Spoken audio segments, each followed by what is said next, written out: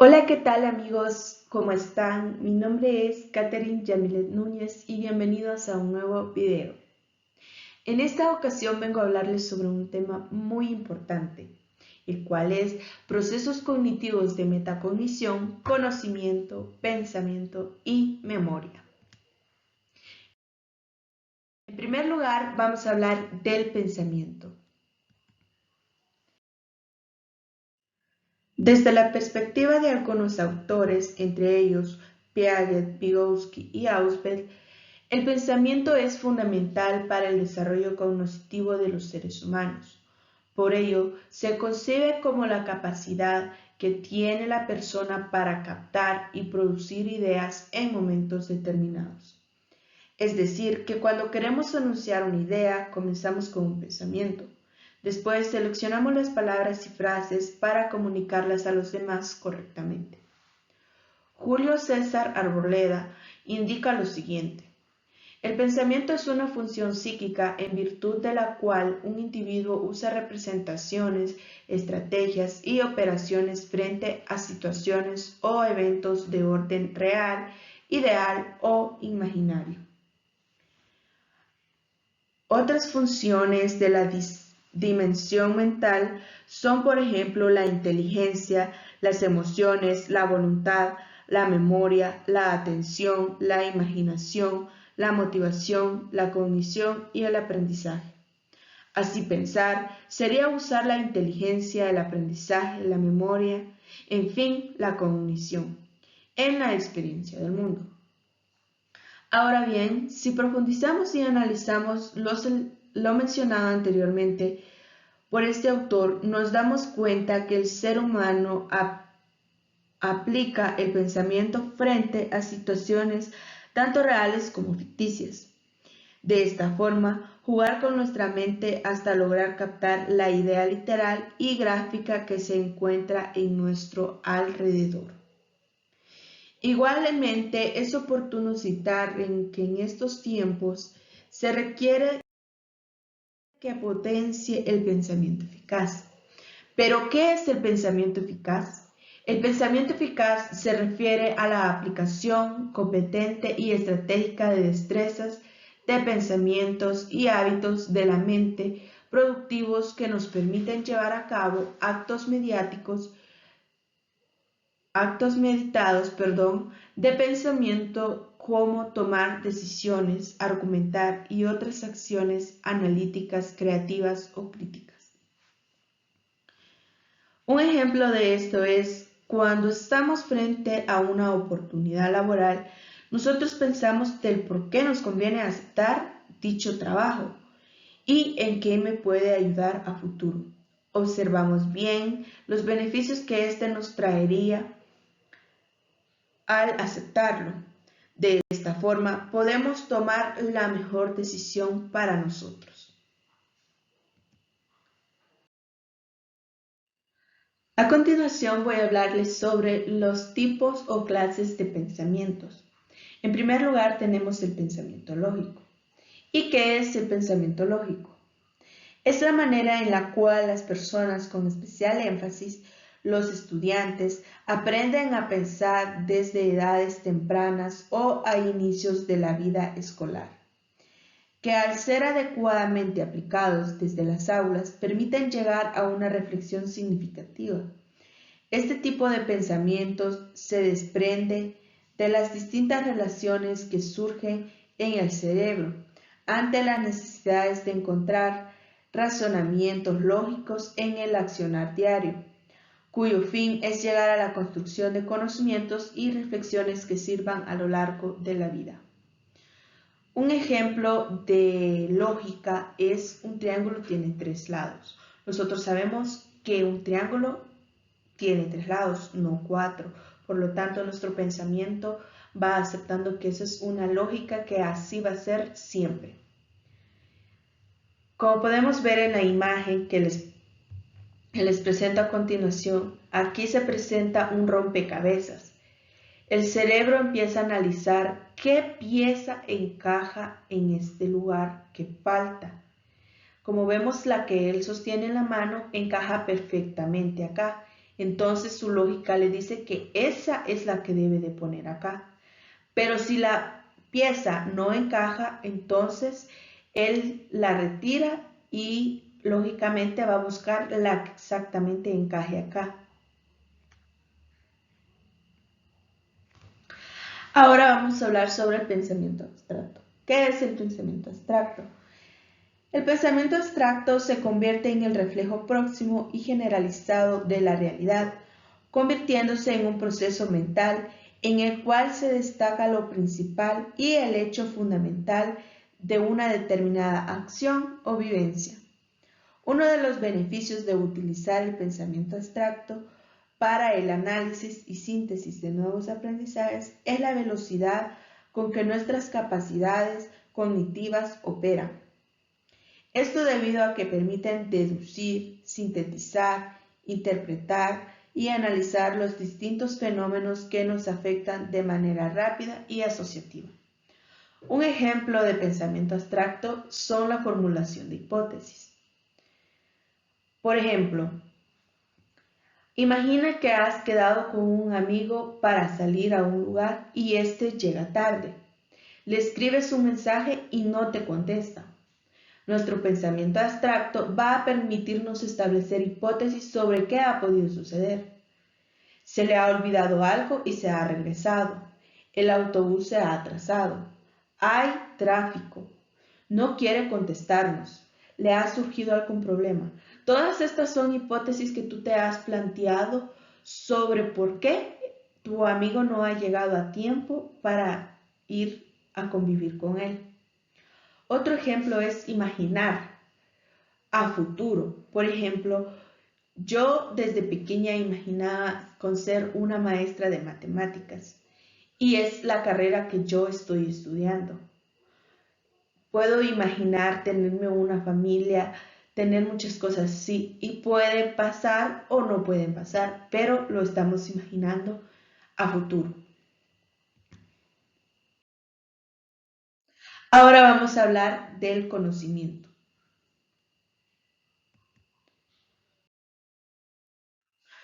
Los procesos cognitivos hacen referencia a la habilidad para asimilar nuevos conocimientos a través de la atención, comprensión, memoria y lenguaje.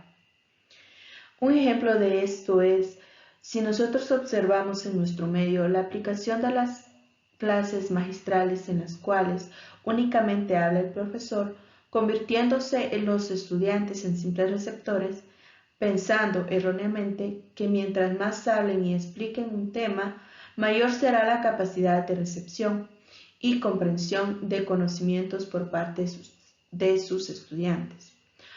Esto es totalmente falso, pues si nosotros establecemos un diálogo con los estudiantes del tema del que nosotros estamos hablando, ellos van a comprender más el tema del que se les habla. Por lo tanto, lo importante no es que el maestro enseñe, sino que el alumno aprenda.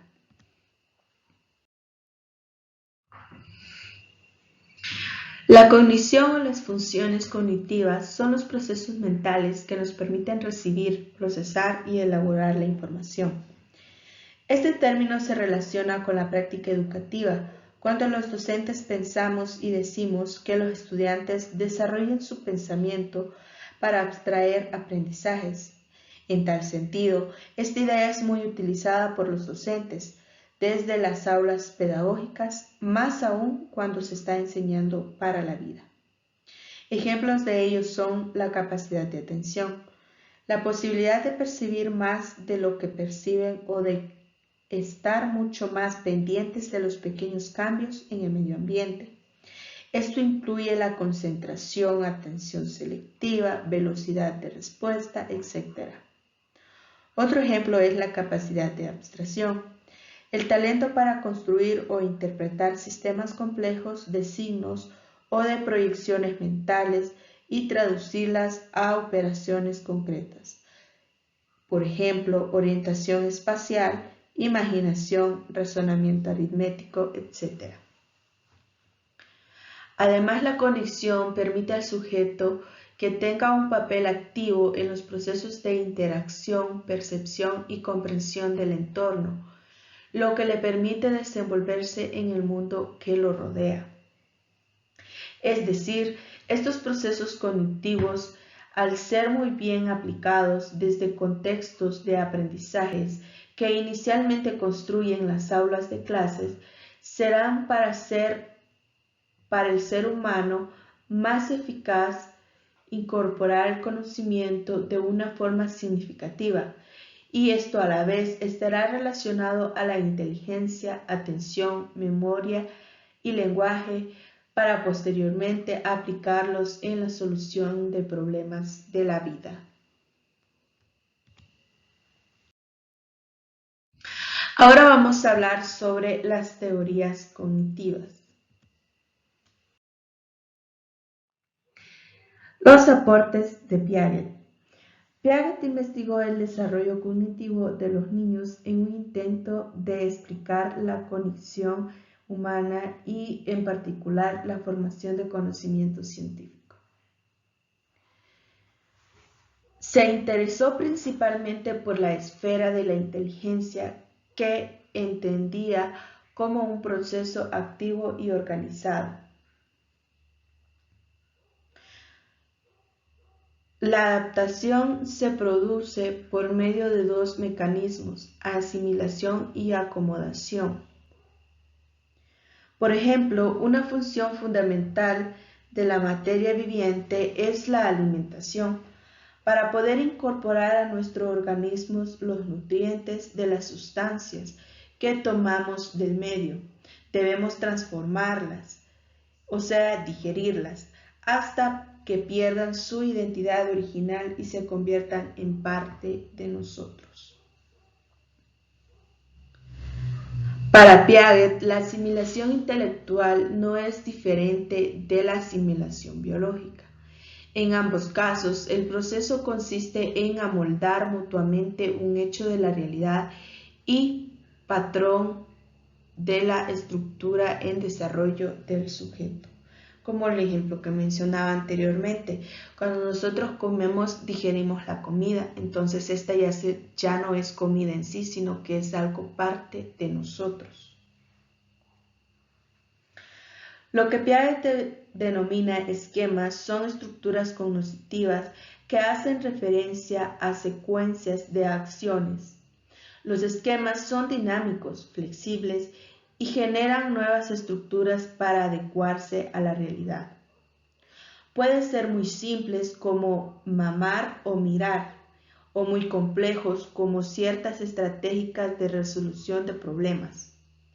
En todos los niveles y etapas de la vida, el sujeto cognoscente es activo. Al conocer el mundo lo afecta, lo transforma y al mismo tiempo se transforma. Sabemos que el tiempo es algo cambiante en este planeta, por lo que nosotros tenemos que adaptarnos al tiempo del que viene. Un gran ejemplo es la pandemia del COVID-19. Nosotros tuvimos que adaptarnos a la pandemia, no la pandemia se adaptó a nosotros. Esto es lo que Piaget quiso darnos a entender.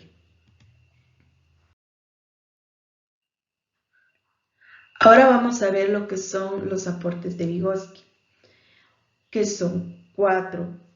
El primero es: los procesos cognitivos superiores se desarrollan en la relación del niño con los adultos y con otros niños. ¿Qué quiere decir esto? Que si un niño convive con otro niño, él va a adquirir los conocimientos del otro, puesto que no son los mismos. Por ejemplo, si el niño A, digamos, por ejemplo, sabe una palabra y el niño B no la sabe, pues éste la aprende. Y así es como mutuamente se van compartiendo conocimientos. El siguiente es: los signos y las palabras sirven en primer lugar y sobre todo como medio de contacto con los demás. Sabemos que si nosotros no hablamos, pues existen los signos para que nos comuniquemos con los demás. Ambos son de vital importancia para que nosotros estemos interactuando con los demás. La influencia mutua entre lenguaje y pensamiento, afirma Vygotsky, cobra especial importancia en la adolescencia. Esto es porque cuando nosotros somos adolescentes adquirimos conocimientos que son a largo plazo. Además, ponemos en práctica los conocimientos que hemos adquirido desde bebé, en el sentido de que si nosotros aprendimos a hablar desde una edad temprana, cuando somos bebés, ponemos en práctica esto cuando somos adolescentes, incluso cuando somos niños. El aporte más importante para este se denomina zona de desarrollo próximo.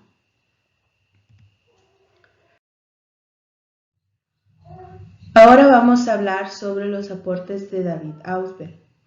Para él es fundamental la construcción de aprendizaje significativo en el cual el individuo posee una estructura cognitiva que es fruto de una red orgánica de conocimientos previos, hechos e información. Entonces, los docentes en las aulas debemos interactuar con los estudiantes hasta que relacionen sus saberes anteriores con los saberes nuevos, momento en el cual estos procesos cognitivos serán funcionales al verlos aplicados en la vida diaria. Para Requena y Sainz, indican que el aprendizaje significativo se da cuando el niño aprende cuando es capaz de darle sentido y significado a su aprendizaje, y da significado cuando establece relación entre lo que ya sabe y lo que está aprendiendo, entre los conocimientos previos y los conocimientos nuevos. En este sentido, podemos decir que el aprendizaje significativo integra y mejora y completa los conocimientos anteriores, sin olvidar que los mismos deben ser funcionales y deben de alguna forma tener la posibilidad de aplicación práctica.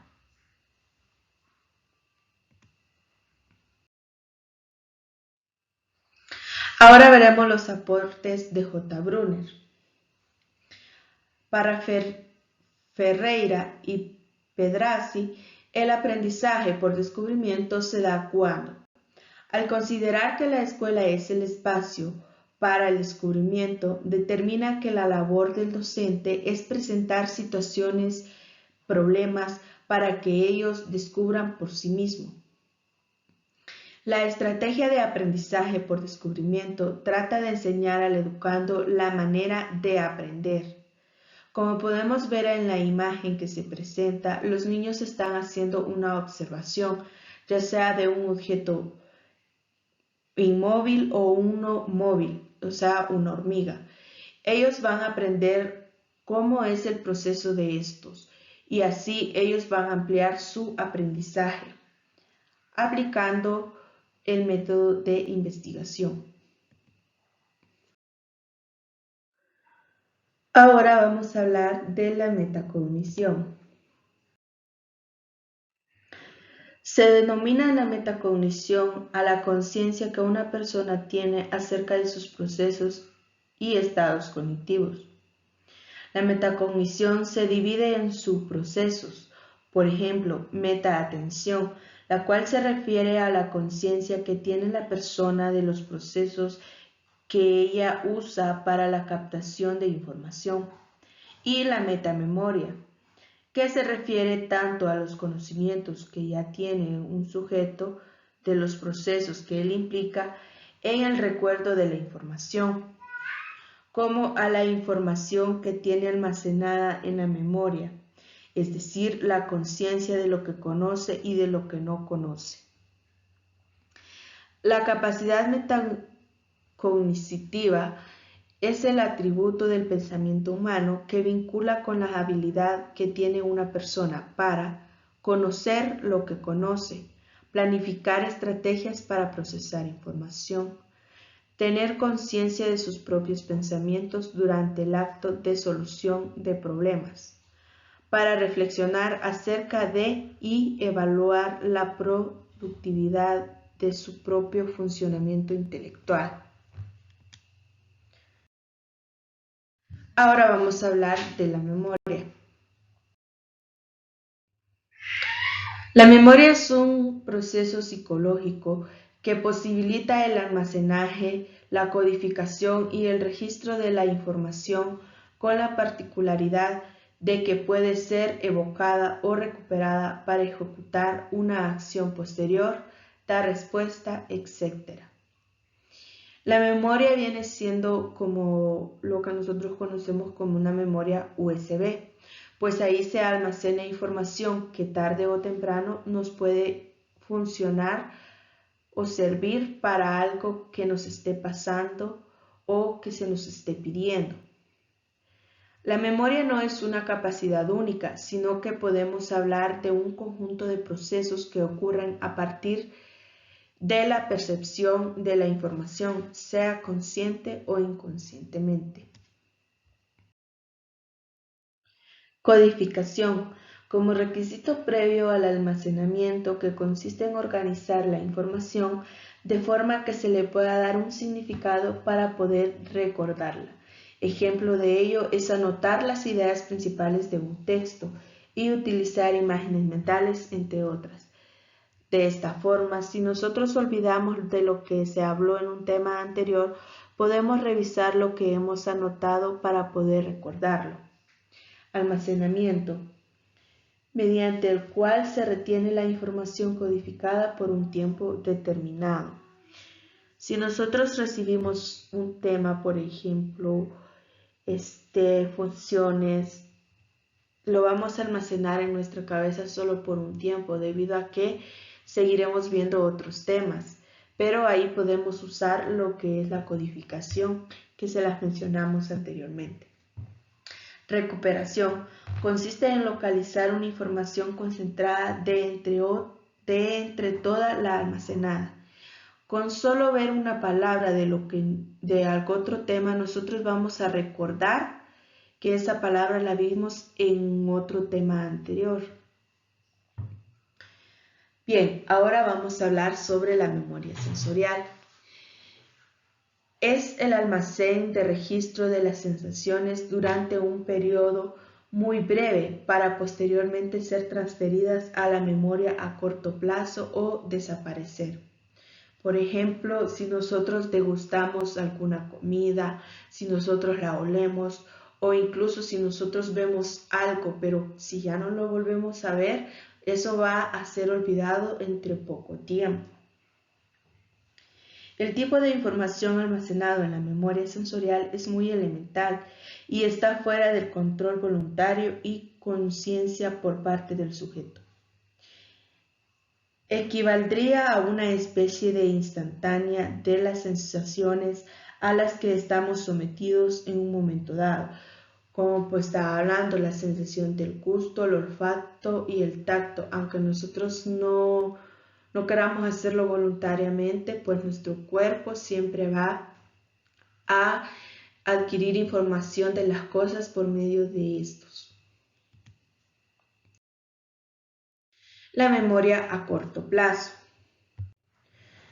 Se utiliza para retener información, apoyar el aprendizaje de nuevos conocimientos, resolver los problemas o responder a las demandas del medio interactuando con él. Se caracteriza porque los símbolos con los que se está trabajando se mantienen en ella mientras les prestamos atención y los estamos usando. Un ejemplo de ello que puse ahí fue Dory, de la película de Nemo, debido a que ella, como lo menciona, tiene memoria de corto plazo.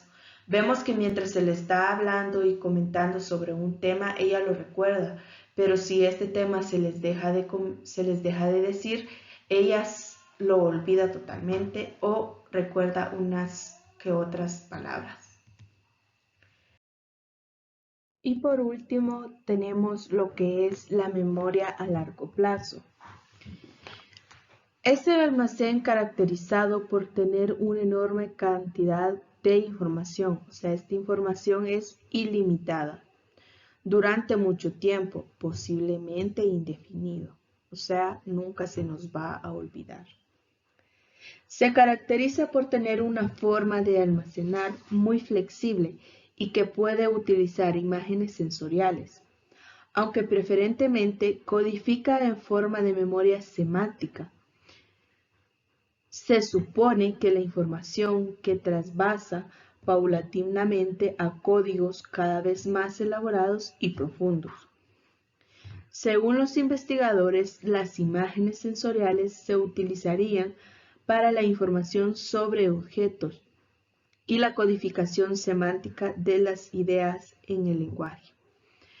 Un ejemplo de algo que nosotros siempre recordamos es que la figura de un reloj es redonda. Puede ser cuadrada, pero nos vamos a enfocar en que es redonda, circular. Por lo tanto, sabemos que una forma circular es redonda, es algo que siempre va a ser así. O, por ejemplo, que un cuadrado tiene 4 lados. Es una cosa que nosotros tenemos almacenada que nunca se nos va a olvidar. Aparte de saberla teóricamente, porque vemos objetos cuadrados y podemos determinar que tienen 4 lados. Por ello, durante los procesos de estudio se recomienda concentrarse en la lógica interna de los materiales, en el descubrimiento de las relaciones de los elementos entre sí, buscar la coherencia del texto y establecer relaciones entre los materiales nuevos y los conocimientos previos. Por ejemplo, hablando matemáticamente, nosotros ya sabemos multiplicar, pero si entramos al tema de la división, sabemos que ahí vamos a relacionar suma, multiplicación y la división. Por lo tanto, hemos relacionado conocimientos antiguos con conocimientos previos. Como pueden ver acá, puse la imagen de alegría. Si ustedes han visto esa película, hay una área de Riley que es memoria a largo plazo. Podemos ver el almacenamiento de muchos recordatorios de ella, ya sean con familias o de estudios. Bueno amigos, esto es todo por hoy. Muchas gracias por ver mi video y hasta la próxima.